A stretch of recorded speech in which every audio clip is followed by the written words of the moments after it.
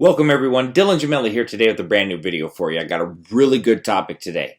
We're going to talk about how to keep gains from steroids and PEDs. But before we get into that, just a huge thank you to everybody out there supporting the channel. I can't tell you how much I appreciate it. I can't put it into words. Just know that it means the world to me.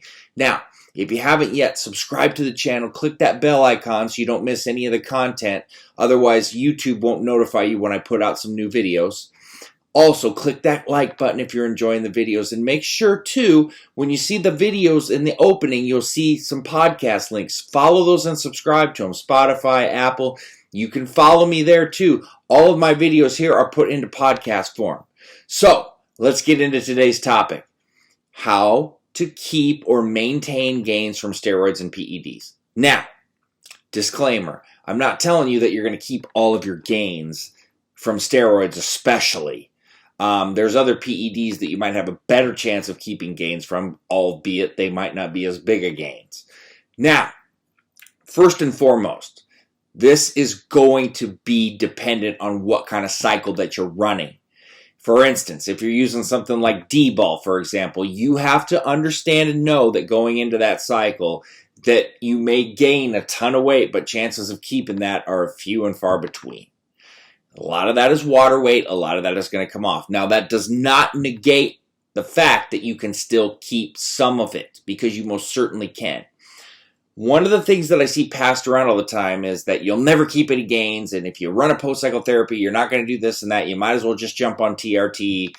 Things that make me kind of cringe.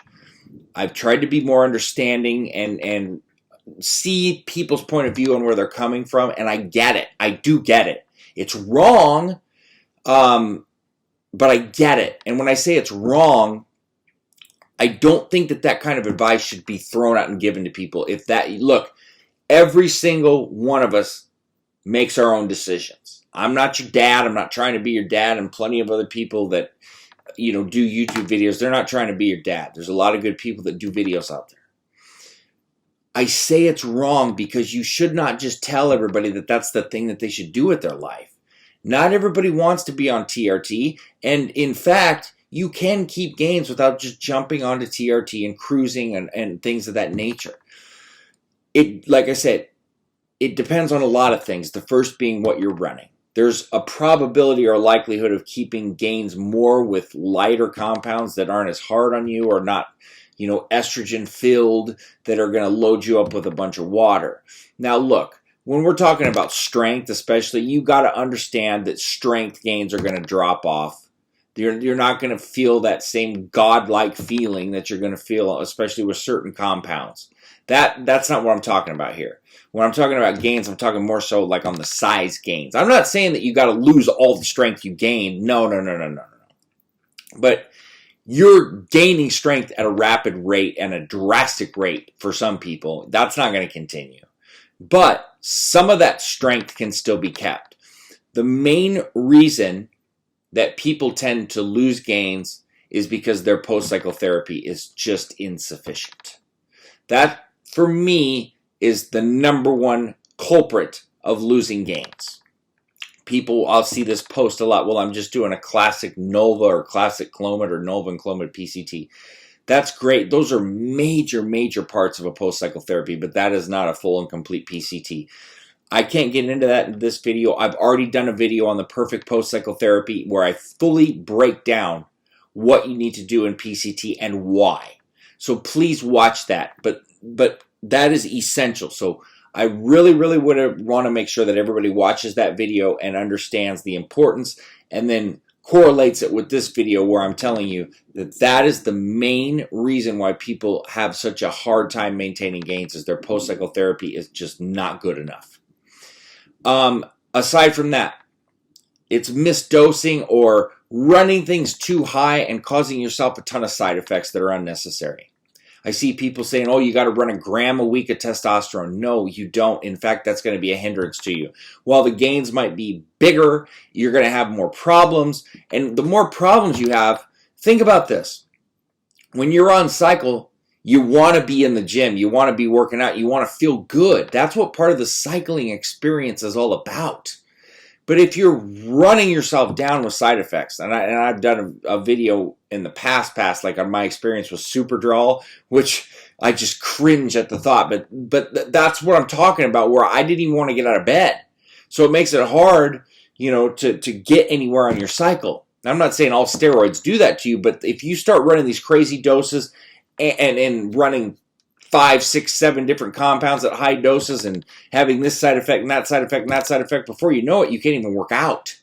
So what's the point? It's just, these are kind of things that I hate to say are common sense things, because they're not necessarily, because you don't, it happens fast, because I've been there. But it is kind of more of a common sense thing. You got to think in your head, the more I run, the more problems I'm likely to cause myself. You can't just be immune to the fact that steroids carry a lot of side effects. Now, we start talking about something like SARMs, peptides. The gains are not as big. Nobody's debating that. They're easier to keep because of less problems on cycle, less recovery time. But you still need a mini post-cycle therapy in many instances, with SARMs at least. There's things that need to be addressed. Also, a lot of people, they will come off cycle and stop lifting intense. They'll basically think that the steroids or the PEDs are going to do all the work for them, and that's not the case. Even when you're taking things, you've got to be dialed in. You've got to have your diet on point. You've got to be training hard. But you've got to keep that up when you're off cycle as well. You can't just stop training as hard, or you can't let your diet go to the wayside. You have to stay strong mentally and physically. You've got to stay on track. You've got to stay disciplined. You've got to stay consistent. That's the key to keeping gains. So these things, they add up. They can get tedious, but if you truly want to keep the most possible of what you're doing, you've got to go the extra mile. Certain compounds are going to be much harder to keep gains from, and a lot of the compounds with higher amounts of side effects are the ones that are the hardest ones to keep gains from. And the ones that are more geared towards bulking, your anadrols, your D-balls, your superdrols, it's going to be harder to maintain that kind of muscle gain or size gain. People laugh at the thought of, keeping 5 pounds on a cycle is a lot. That is a lot. To keep 5 pounds of lean muscle after all of that, your ups, your downs, your post cycles, your this, your that, is a lot. All right, everybody wants to gain 20 and 30 pounds. You can't do that forever. And if you're gaining that much, you're probably undersized, or you've probably put on a lot of water weight. That's the way that it is. If you're undersized on where you should be, then you're going to gain more rapidly, and you're going to have a greater likelihood of keeping then. But once you reach max potential, people latch on to 2, 3, 4 pound gains. That's a lot. Not everybody's got the genetics to be a professional bodybuilder. In fact, a very, very, very, very, very small percent do. So you got to keep that in mind. You look at these people and they're monsters, and everybody wants to be like them, but he takes this and this. Yeah, but they've got some serious genetics. It's just like, basketball players that are 7 feet tall. I can't make you 7 feet tall. There's nothing we can do to do that. They have the genetics to do it. So understand that we're not all meant to be professional bodybuilders either. So I don't like to hear when people go, well, Arnold did it, or well, this guy did it. Well, yeah, but that's why they are them, and that's why we're just everyday normal whatever. Not saying you can't make big gains, but you don't have to emulate those people on what they do. Their bodies are completely different, and they were willing to do more to themselves as well. People say, well, he's this. You don't know, nor do I, nor does anybody else, about their true personal life or what they endured. They're not going to go make a press conference about that. So always remember that. Always keep these things in mind. I just want the awareness factor to be there. So that being said, I think we covered it all on what I felt like was necessary to cover here. Just always remember that you can keep some gains, but you've got to be willing to go that extra mile. So that being said, stay tuned for plenty more to come. Dylan Gemelli signing off.